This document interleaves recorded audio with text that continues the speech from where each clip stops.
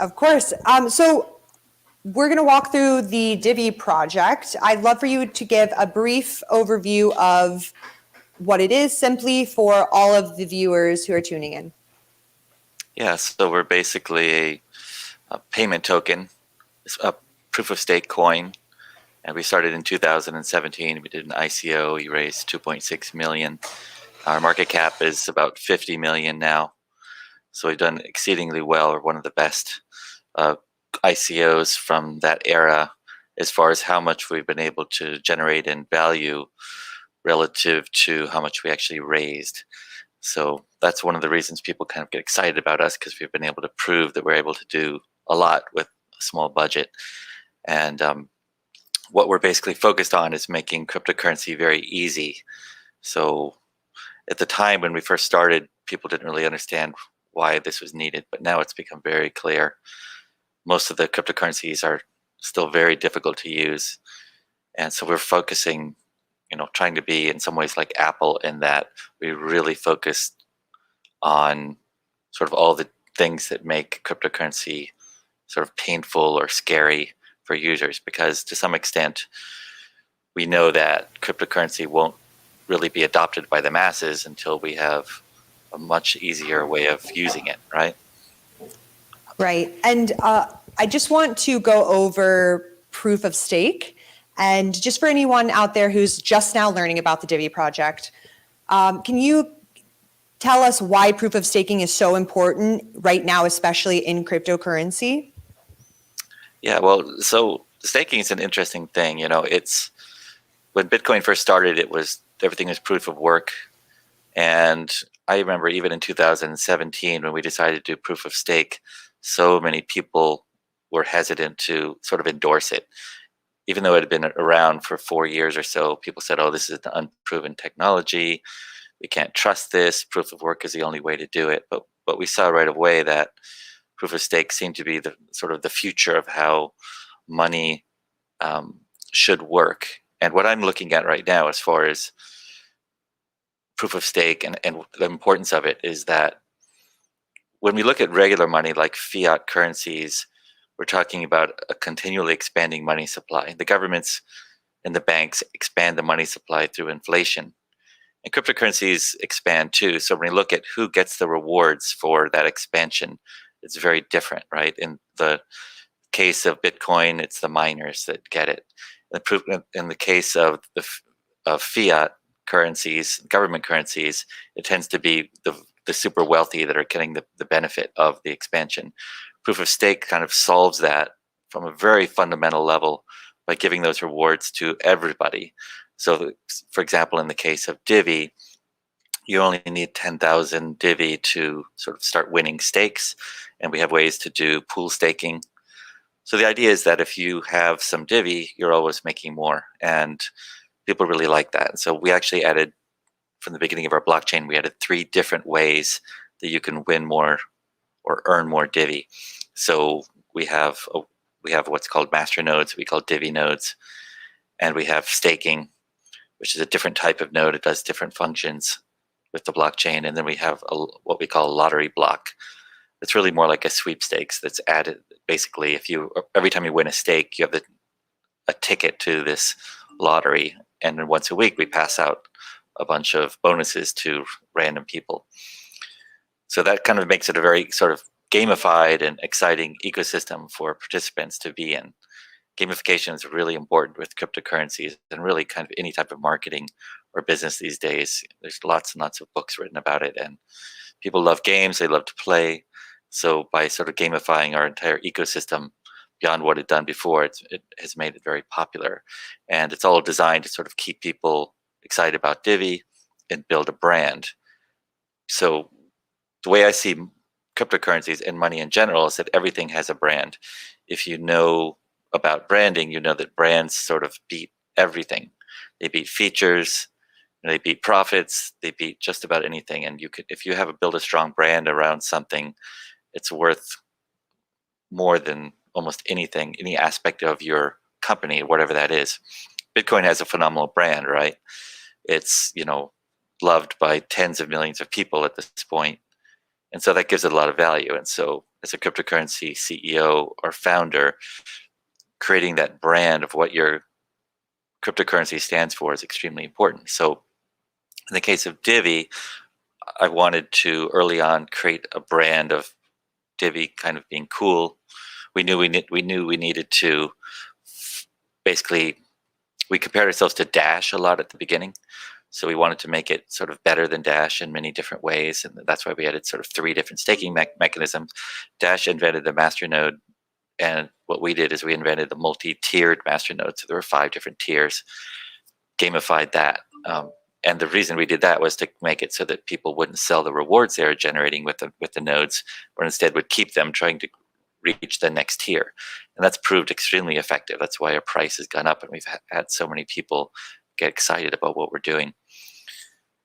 So with the idea with our brand, though, is that I realized early on that probably cryptocurrencies would be adopted first, not all across the spectrum of users, but among young people. When I say young people, I'm talking about high school, even junior high, and college. Those are the people that adopt technologies first. And I started calling that the TikTok effect. We learned in the tech industry that TikTok, it started out as people dancing in front of videos and making these things, and everybody laughed at it, suddenly took off, and now businesses all have their TikTok accounts. So that's the way this whole paradigm of new technology is coming about. And it will happen in cryptocurrency too. Absolutely. I think you're spot on. I actually have a history of working with brands and building brands, and I think you've hit the nail on the head there.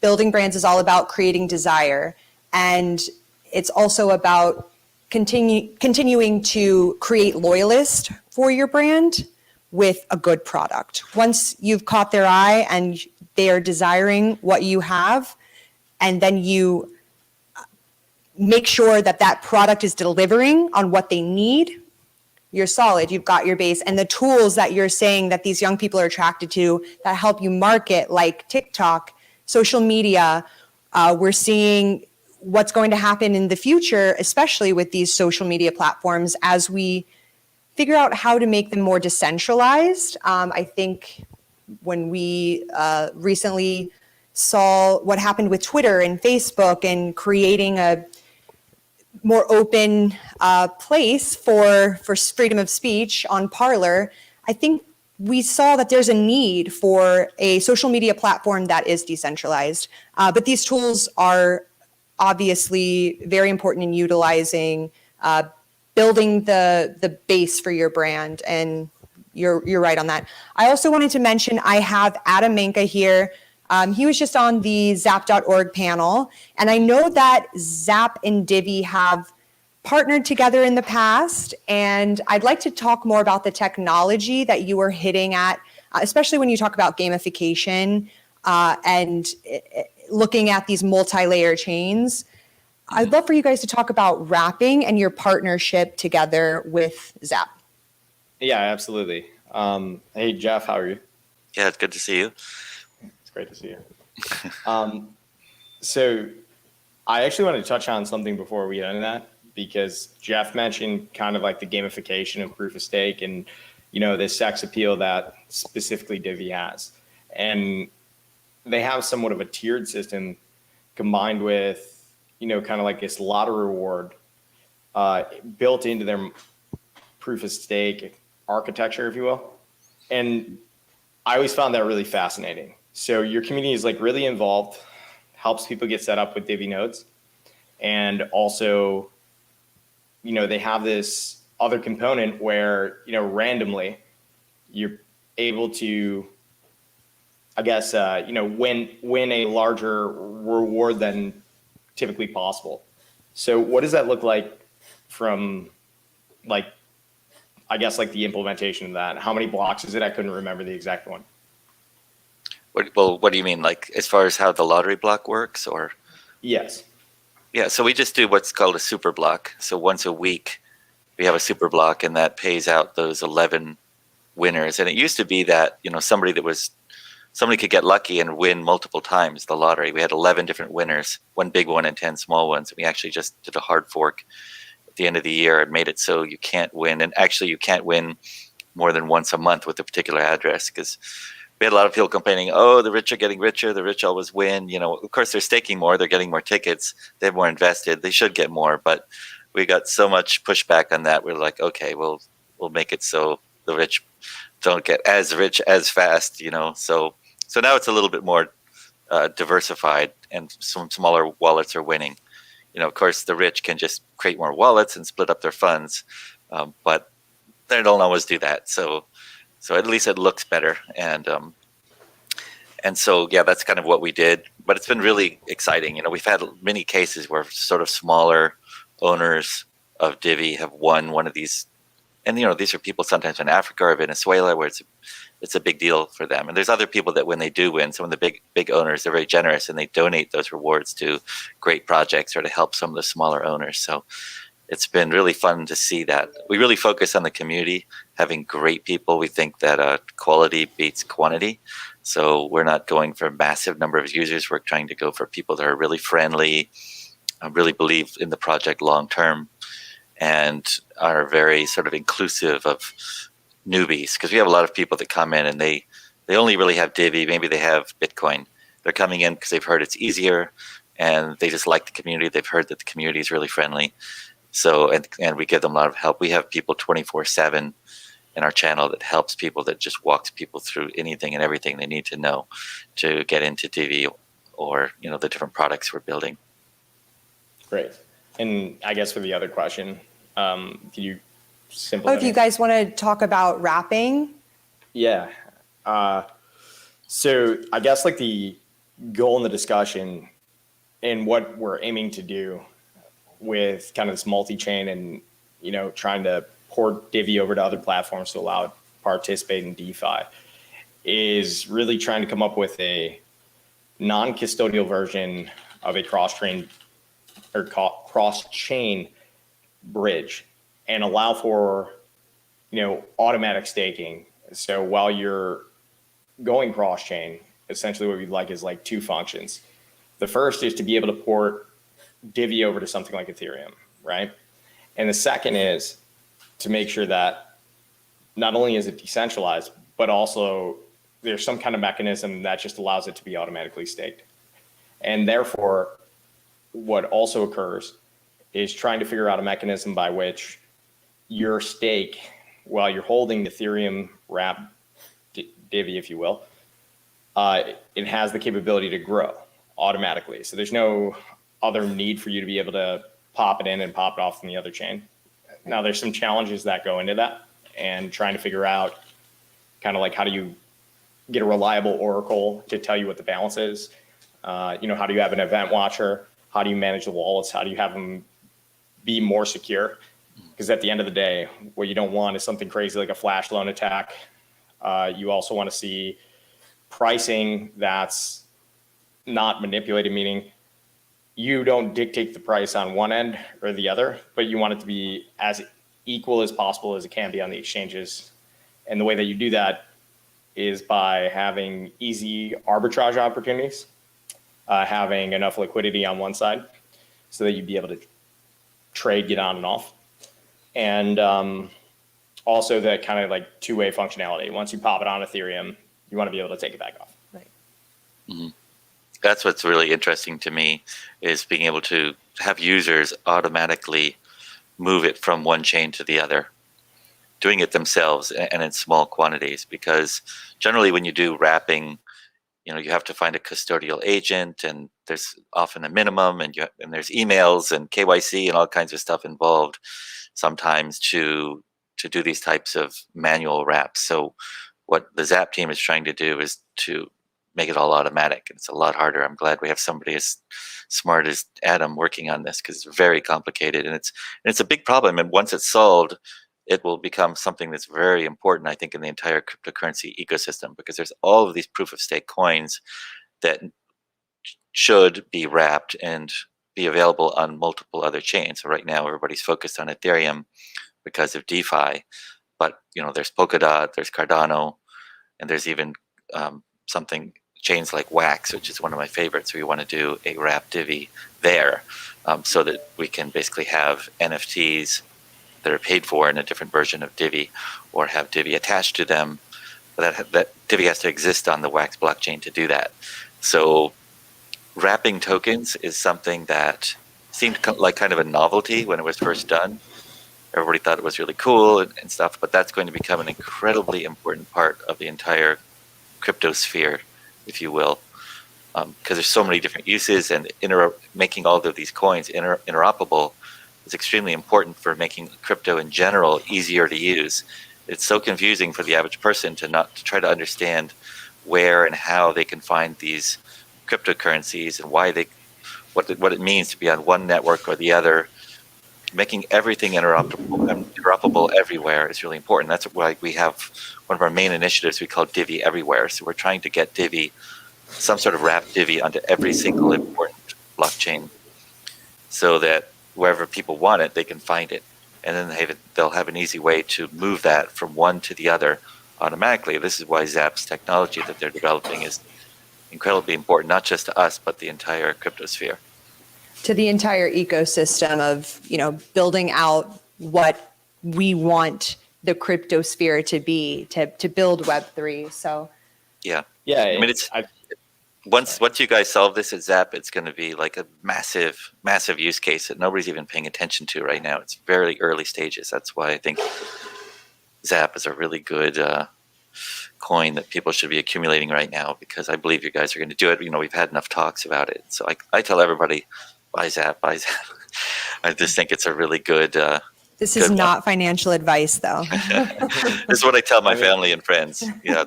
Don't blame me if it goes down, but it's great technology. So yeah, and I think like the other thing is, we had about 4 different teams working at it. I only say about 4 because one was 5 and then kind of got absorbed by the other one, and then that's usually how it happens. There was basically 2 suggestions for the custodial versions. Some looked at other projects and how they had done it, which that's most of wrapping is somebody takes custody of it, they issue a token out here, but that looked simpler, but every time you add a trust element, you don't know what's going to happen.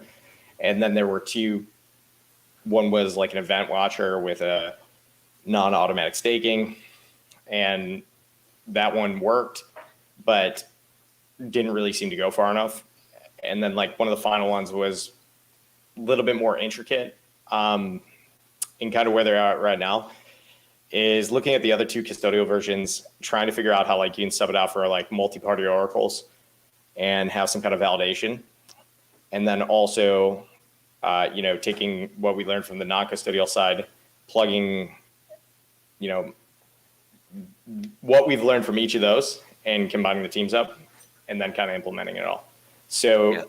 I know Nick's guys, we have a bunch of guys all over, and Nick had tasked some people with working on it. They got really far with it. And then we had an internal team kind of that we were working with, and they got pretty far as well. So we actually have some shared notes coming up next week, and we'll see what's going on there. But it's coming along nice. Yeah, I want to give kind of a practical example of why this is important. So for example, Divi, we have pretty high staking rewards, but in order to stake, you need to set up, the desktop wallet, and you have to have 10,000 Divi. Then you have to get lucky. You have to win this minute by minute blocks, and then you win your stake, right? So right now it's 418 Divi. Once this is moved over to Ethereum, but with the Zap process, then you no longer have to do that. All you have to do is have 10,000 Divi or whatever we set it at. We could basically set it whatever we want. We could make it 1,000, or we could make it more. We could gamify it. We could create tiers of how those stakes are distributed from one blockchain to the next. What that means is that use cases that are using Ethereum could now add Divi very easily. They would add the eDivi that's there, and those applications, simply by adding Divi as a way to pay for it or to pool it within their app. Like say you're creating a game that uses Ethereum, and people have a certain amount of funds in that game because they want to buy and sell nifty, so they want to sell weapons or whatever. So they may have $400 or $500 sitting there, right? So these companies can basically encourage users to use Divi because they'll be just accumulating Divi within that wallet, right? So people that have that Divi there aren't losing their stakes. They're going to be getting it anyway, while it's sitting anywhere and everywhere. And if the company itself is holding that Divi, that eDivi, on behalf of the user and maybe converts it into their local tokens, they're now earning the stakes. So this type of staking and this sort of automatic cross-chain staking becomes a very interesting mechanism for both users and businesses to make profits in ways that have never been done before. And this is something that can turn into a billion-dollar industry over the next few years once this problem is solved. Absolutely. And you, I think, are getting at something too that you brought up earlier, NFTs and gamification in general.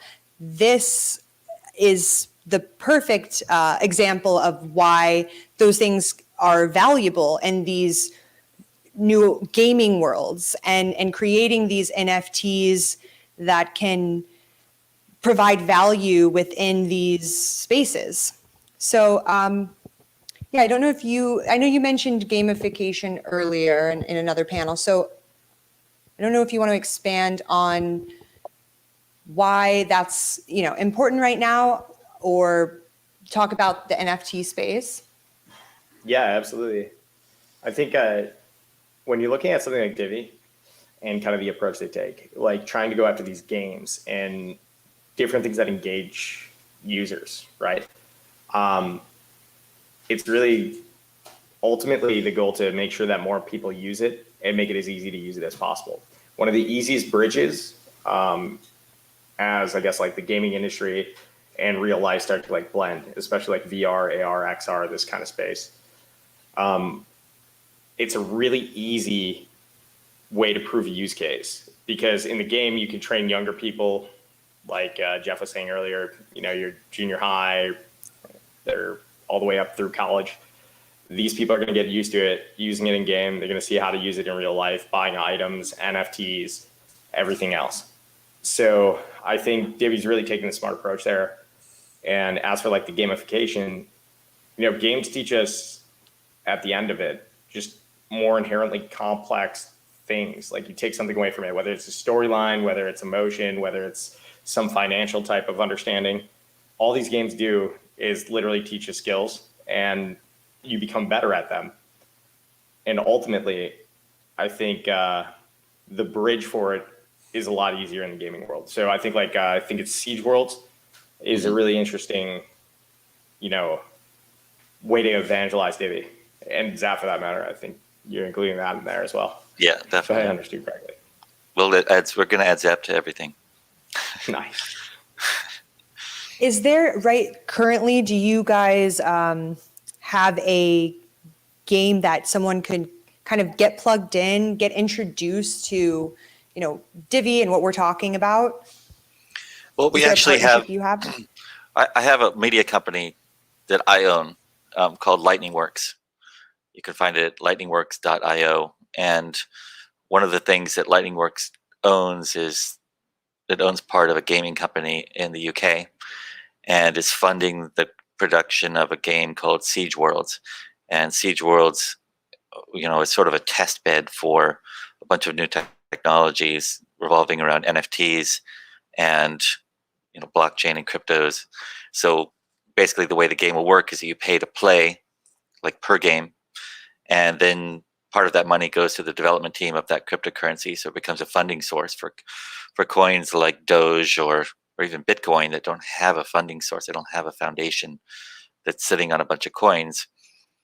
The fans can go and play with their coin that they love, and it helps fund that coin. And the other thing that's cool about it is basically when you shoot the enemies and you kill them, then you get some of that coin. So it's a way of introducing your coin to new people, because they'll suddenly own these coins. Some of them may just sell them, but others may find out what this is, or they may hold on to them and get excited about it once they do their research. So it becomes sort of an advertising tool for the community to spread this coin around. So what we're planning on doing is adding a lot of the coins that have really great communities that are really passionate about it. And Zap is one of those. Doge, of course, Litecoin. There's certain coins that kind of stand out to me that have passionate communities. And the game itself, basically, for good players, you can, by playing it, you may say pay $2 to play the game. It takes about an hour, but you might be able, if you're really good, you can win back money. So I think people really like that. People that aren't winning money are still having fun. They're getting something back, and they're getting an education in how to play. So what's interesting from my perspective of designing products is that people in the crypto world tend to do sort of these tech demos, but they're often not actually very appealing or fun. And so I'm really focusing like on this game and making it really fun. Like this game has to be so fun and so interesting and innovative with the game dynamics that even if cryptos weren't involved, people would still want to play it. Cryptos just make it better because of the NFTs and because of the way you can play and win back some of your money, right? So the cryptos make it better, but even without the cryptos, it needs to be really great. And so I'm spending a lot of time thinking about that. I've gone over I've been planning this for many years. So over the years, I've been playing all the most popular games to kind of see like why they're popular. I'm asking kids. I have a 14-year-old daughter. She loves video games like every kid that's 14. I was asking her like, why do you like this game? And I ask her friends the same things whenever I get the chance, like grill them, like, why do you like this game? Why did you pick it? And some of the games are just, it's really obvious how fun they are. You start playing them and pretty soon I've spent the entire day, playing this game because they're so addicting. I remember one of them was Sim City. It was like amazingly addicting game. And Yes.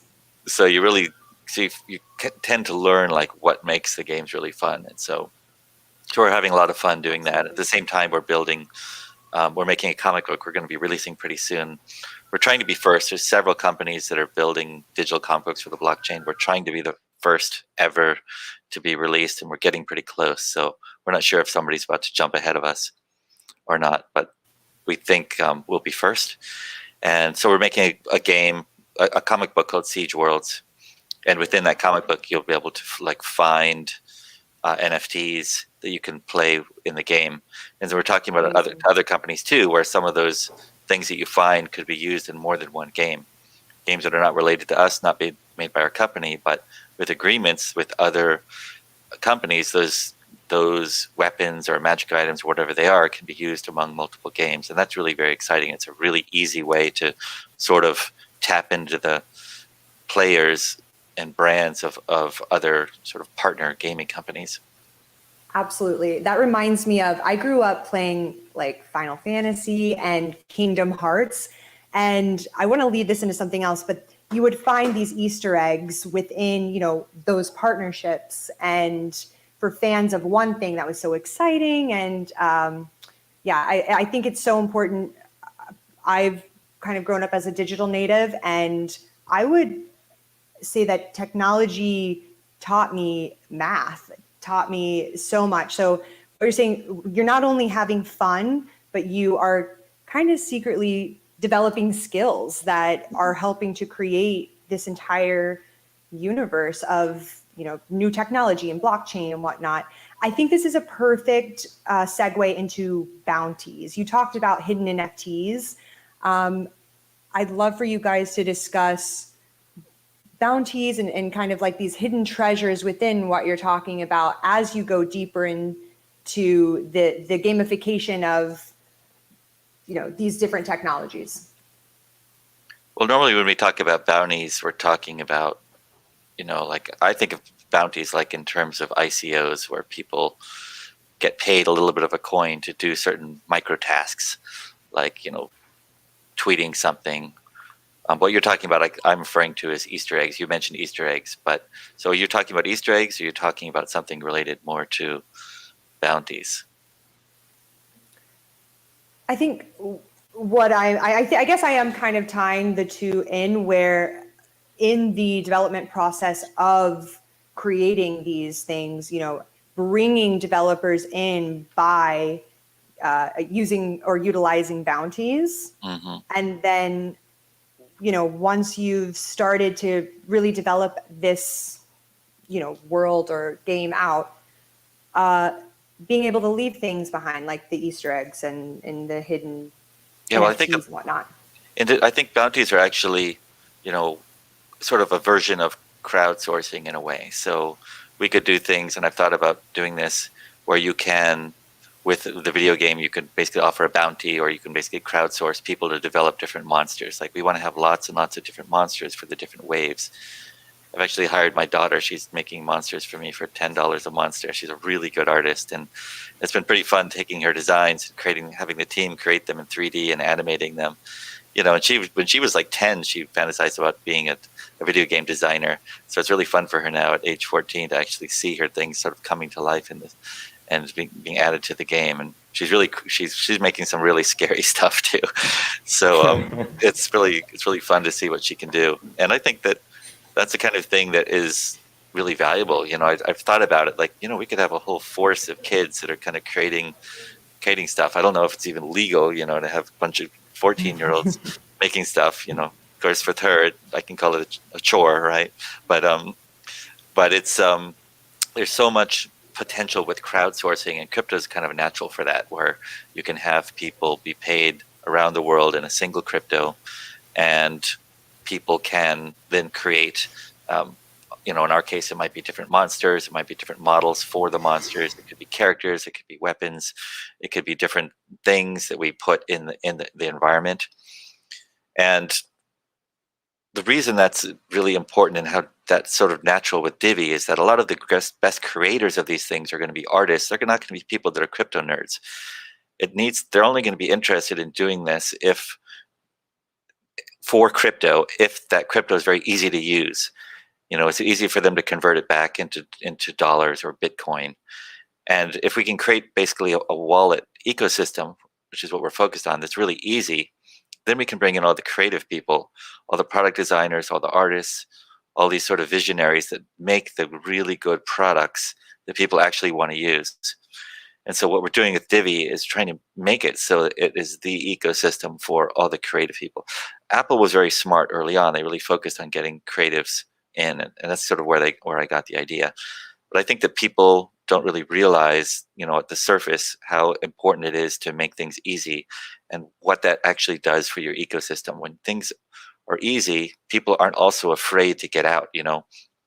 Right now, you may pay somebody in Bitcoin, but that if they're not familiar with crypto and they get paid in Bitcoin, they will go through the sort of scary and complicated process to get their Bitcoin and then get it onto Coinbase and sell it and then run away with the money, right?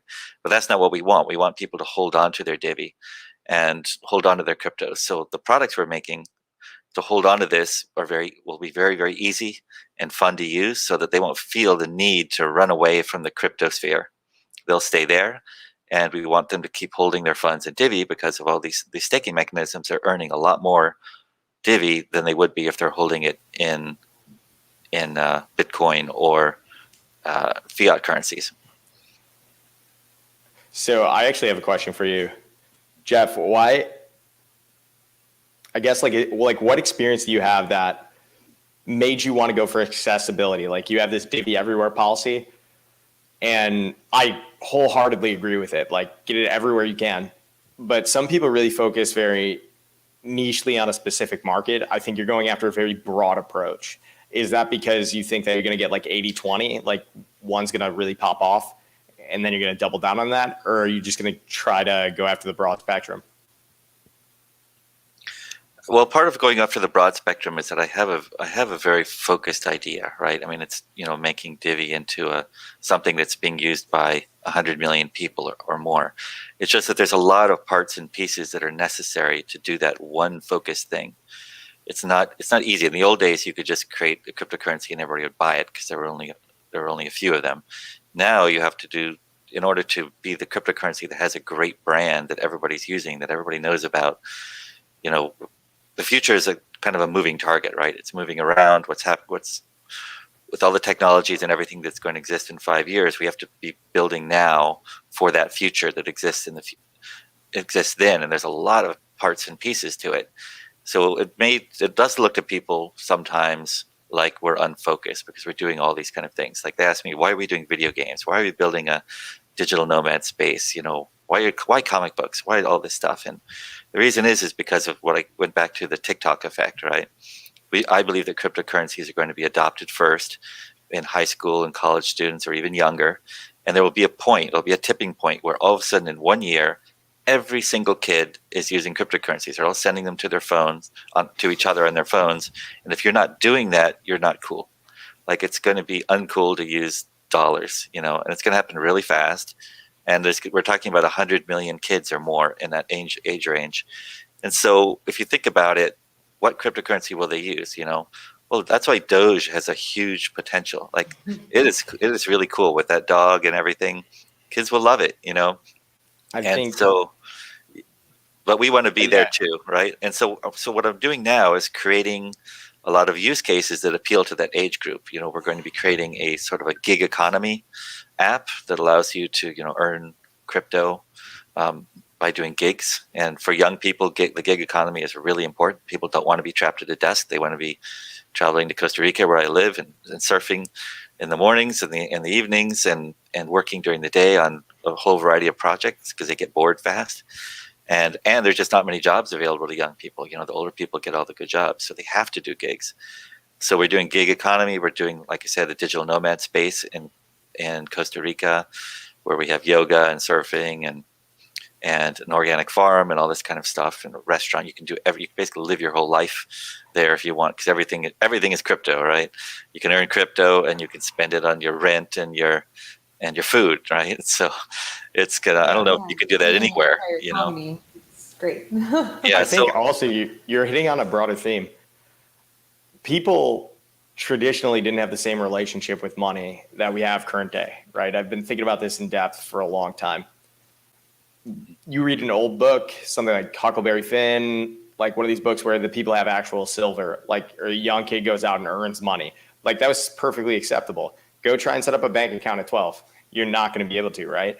You're not going to be able to work. Like you were saying, I don't even know if it's legal. Like, if I'm paying a 14-year-old, it's like the laws have become so ridiculous, like, as far as creating barriers to entry for people to be able to exchange value, which is really what it is at the end of the day. And I think we're doing future generations a big disservice by not teaching about money at a young age. And I think a lot of these games have made people a lot smarter because they had in-game currencies or in-game value. Like, sometimes it's mana or sometimes it's gold. But like I was saying earlier, it's teaching different types of principles. And for that, I think the future generations are becoming a lot smarter and a lot more aware how you interact socially, how you interact with money, how you interact with everything else. In addition to that, it's causing like a real big divide, I think, with older generations, because they're like, oh, this is the way it's done. It's always going to be this way. But I think we're actually kind of moving back to like this age where people have more freedom, and we have different relationships with our money. We have different relationships with our governments. We have different relationships with communication. It's not coming through a static, talking head on a TV screen. It's coming through to you like events like this, where people throw something together and you talk about it. And, crypto conferences where people are talking about the newest things, or where a trading card now again has value because it's a limited supply and they don't keep rerunning the prints. So there's a lot of concepts at play. Yeah, and so I think that I call that branded money, right? So there's going to be brands of money in the future. And like in Costa Rica, people use both dollars and colones. And people often have both in their pocket. People accept both everywhere. And it's two different brands. At the time when sometimes people will say, do you want your change in colones or dollars? And you think, well, if I take dollars, then, it may not depreciate. And if I take colones, everyone takes it everywhere. I don't have to do the calculation. Each of them has their brand. They have their features, In the future of money, we're going to have, 1,000 different types of money in your digital wallet, right? And so the branding becomes very important. That's why we want to make Divi like the cool brand for young people, because they'll adopt it first, and we'll get millions and millions and millions of users. So one of the things that people that are making a decision about what brand of anything to take is, first of all, they ask, is it cool? What do my friends have? But also they ask, like, what can they do with it? And that's especially the case with cryptos. What can I do with it? And so that's why we're making sort of these different use cases for Divi that nobody else is doing, and everybody else is chasing, trying to make DEXs and doing DeFi and do all this stuff. And we're focusing on these funny little projects that people often ask, like, why are you doing all this stuff? But when I explain it to them, they go, oh, wow, that's really interesting, and people see the potential of it. And to tie it all together, I think you hit the nail on the head with the fundamental of crypto. Look, not everyone's banked. We have a ton of people out there who are unbanked, right? And crypto solves that problem. We all have a phone in our hands. And when you talk about this younger generation and exchanging money and currency, the Amber Alert's going off everybody's phone. and when you talk about how easy it will be in the future to exchange, even if we have these thousands of different cryptocurrencies, branded monies, the technology that we're building now is to have that instant exchange. When we talk about wrapping and we talk about the interoperability between these networks and chains, that's the future. And that's what, building a product and branding it to be that trusted token in the future, when all of that is sorted, all of the problems are gone. I mean, you guys are so early and you already have such a great brand. It's very exciting. Yeah. I mean, that's one of the problems I think that Zap has had, is that it's so complicated. The brand is confusing to people. It has a great logo and name. It's very simple. And that's why I'm very excited about the Zap 2.0, because it's going to solve that problem. Yeah, because people will be able to see it. There's all these gamified systems, with the listing of the oracles. And once people can see it and use it more easily, that it solves that problem that Zap as a sort of a technology has right now. So I'm very excited about it. Yeah, I'm very excited about it as well. I think to tie both of you guys together as well, some of the failures in the past, specifically, we used to have all kinds of money everywhere. And in the Midwest, you might have the Central Bank of Wyoming, the Southwestern Bank of Wyoming. You're talking before the Federal Reserve. Yes. And one of the problems was there was no settlement or relay mechanisms. And, not everybody was an expert running these banks. They didn't really understand. They went bankrupt all the time. So people all agreed, it's okay, let's try to centralize it because that's the best way to do it right now. But their failures now have solutions, right? So you have instant settlement layers, cross-chain liquidity, market making oracles, MPOs, validators, all these tools, mechanisms that kind of tie it all together and allow for kind of that utopia that everybody talks about, the Wild West, where it's oh, you can do everything. It's well, you can do everything, but also everybody going into it has rules that are established, are enforced, and you can pick what kind of rule set you want. Creating your own economy, which is what he's talking about, your own marketplaces. Yes. Yeah. So I think kind of the same way where we used to build huge towers in New York City and people are let's move to Palo Alto, make everybody on the same floor, have this not top-down management corporate structure. A lot of great things came out of it. We're talking you through a platform that wasn't possible 20 years ago. We're going to see that same kind of boon with crypto, where we start really moving up the ranks and doing wonderful things. So I think maybe it's not everybody's vision in the beginning. It's hey, look, this is going to end everything. It's going to completely transition, but it's going to be a flavor for everybody, like Ben and Jerry style. Yeah. I think what you mentioned about this wasn't possible 20 years ago, but there becomes a need. And once the opportunity and the development, the work, the processes meet, that's the innovation. And when you look at coronavirus and all of these platforms, Microsoft Teams, these platforms to stream, it's amazing what the world things that happen in the zeitgeist, current events, drive for our evolution as humans. And I think what we're seeing right now in the US with Wall Street and the markets, it's going to drive people into another sector of money. And money needs to compete.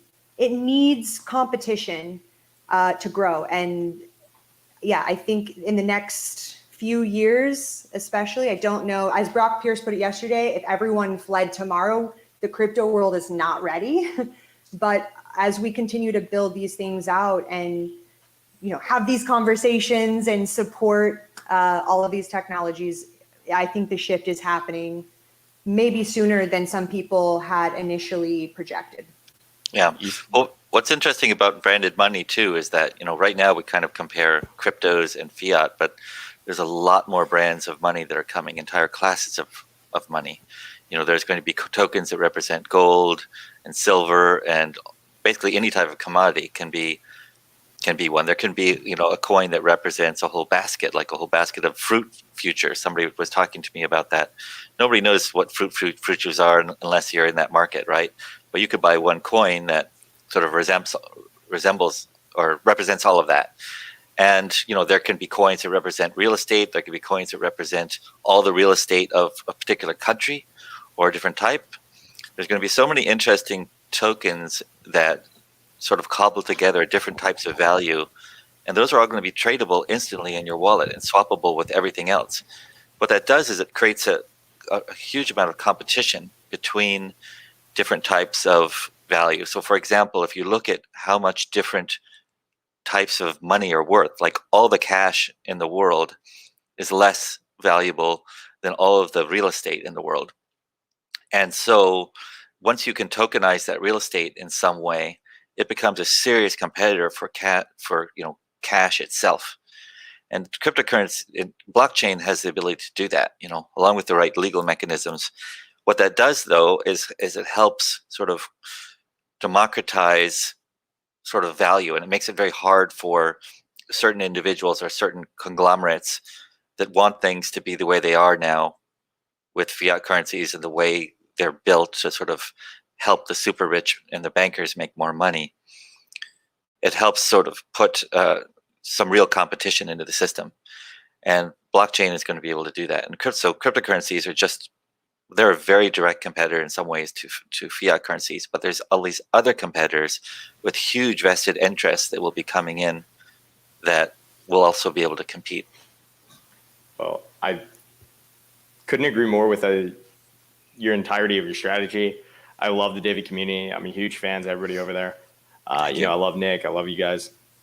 And I want to thank you very much for, coming on and talking about Divi. As much as we can get the opportunity, I'd love to talk about it more. It's a lot of fun. You guys do interesting stuff. It's not some of this it's relatable, I think is like the way to say it. It's a really cool, just community and project. Thank you. Yeah, thank you so much. 4 years on it now. Can you actually please tell everybody how they can get plugged in, the Telegram groups, Discord, and share? Yeah, generally you can search anywhere for Divi Project. You can go to DiviProject.org, and from there you can find, we have a variety of different websites. We have different products under development. We have a mobile wallet coming out soon that's really going to be spectacular. We're just, we're so picky about every little detail. We've got a bunch of people on our team that just want everything to be perfect. And like my partner Nick was saying, he's using it, our beta version.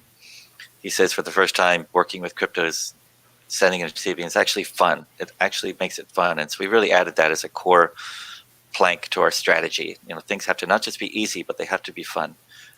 And, money is serious business, but it also needs to be fun if people are going to use it. And if you can make your brand of money fun, people will use it a lot more than the one that isn't fun. So that's part of our strategy. Favorite part about Divi? Live at 5, even though I don't want you to go over there right now. But live at 5 is great. Yeah, we're doing it. There we're doing it today. I'm actually in San Diego right now. And so Nick and I will be sitting side by side for the first time ever at our live at 5. That's going to be in 3 hours. That's amazing. All right. Well, thank you so much. It was such a pleasure talking to you. I can't wait to see what happens with the Divi project. Love the partnership and everything we've seen so far. So I'm interested to check in 5 to 10 years and see where everything's at then. Thanks for coming on and hosting this interview with us. If you're watching, please stay tuned. Up next is Brittany Kaiser the whistleblower of Cambridge Analytica featured in the Netflix documentary, The Great Hack. Stay tuned.